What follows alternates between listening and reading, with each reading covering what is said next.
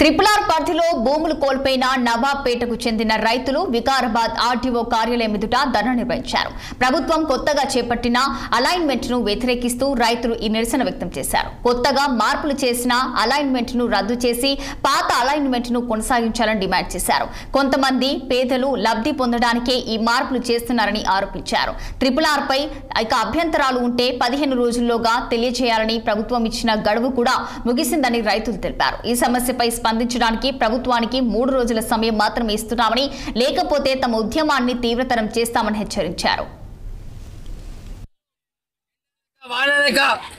హైదరాబాద్ లో కొందరు ఫ్యామిలీ వదులుకొని వికారాబాద్ లో కొందరు ఎంఆర్ఓ ఆఫీస్ చుట్టూ, ఎంపీడీ ఆఫీస్ చుట్టూ, కలెక్టర్ ఆఫీసర్ చుట్టూ, హెచ్ఎండి ఆఫీసర్ తిరుగుతున్న నెల రోజుల నుంచి కూడా ఈ ప్రభుత్వం చలనం లేదు.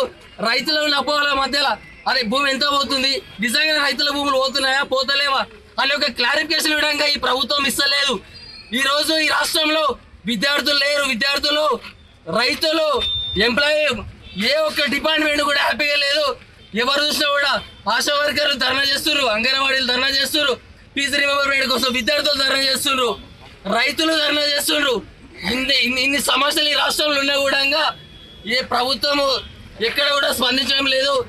ఇదే ఈ కాన్స్టిట్యున్సీ ఇక్కడున్న స్పీకరు, ఇక్కడ లోకల్ ఎమ్మెల్యే ఆయన కూడా నెల రోజుల నుంచి ధర్నా చేస్తున్నా కూడా సొంత నియోజకవర్గంలో నెల రోజుల నుంచి రైతు